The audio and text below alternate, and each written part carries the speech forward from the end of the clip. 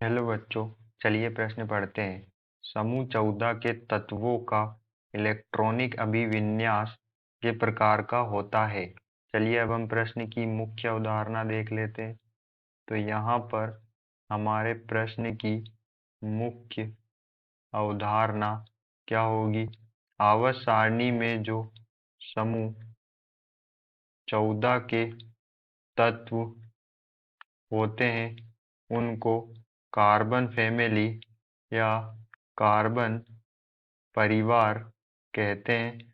और इसके अंतर्गत जो है जो तत्व होते हैं समूह 14 के तत्व में कार्बन, सिलिकॉन, जर्मेनियम, टीन और लेड आते हैं। और इनका जो सामान्य इलेक्ट्रॉनिक विन्यास होता है, इनका सामान्य इलेक्ट्रॉनिक सामान्य इलेक्ट्रॉनिक अभिविन्यास जो होता है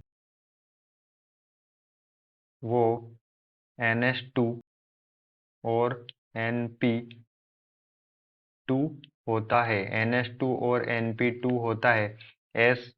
S कक्षक में 2 इलेक्ट्रॉन होते हैं और P कक्षक में भी 2 इलेक्ट्रॉन होते हैं। तो इनके संयोजी कोष में 4 इलेक्ट्रॉन होते हैं। और इनकी जो संयोजकता है वो भी कितनी होती है? इनकी जो संयोजकता कितनी होगी? इनके संयोजी कोष में 4 इलेक्ट्रॉन है तो इनकी जो संयोजकता है वो भी कितनी होगी? 4 होगी।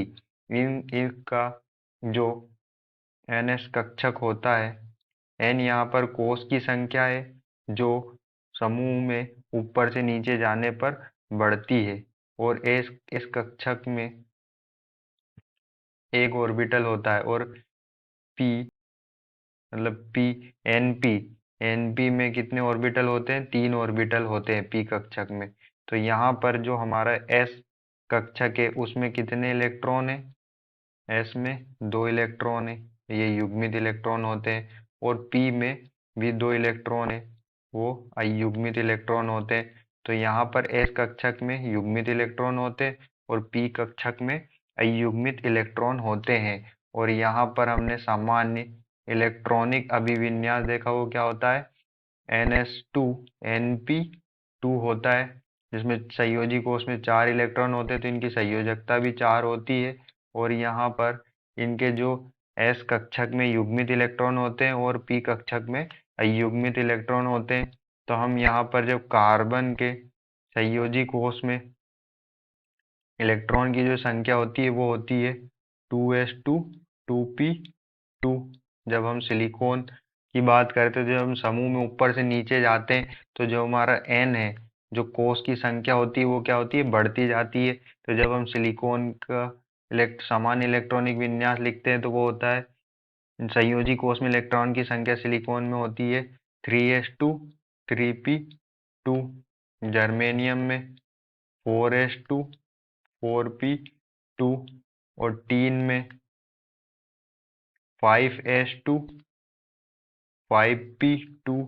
और जो हमारा अंतिम तत्व होता है समूह 14 का लेड, उसमें 6s2 और 6p2। तो हम यहाँ पर देख सकते हैं कि जो हमारे हमारे समूह 14 के तत्व है सब में जो है S कक्षक में 2 इलेक्ट्रॉन होते हैं और P कक्षक में भी 2 ही इलेक्ट्रॉन होते हैं। और इसमें जो है टोटल संयोजी कोष में 4 इलेक्ट्रॉनों की संख्या होती है।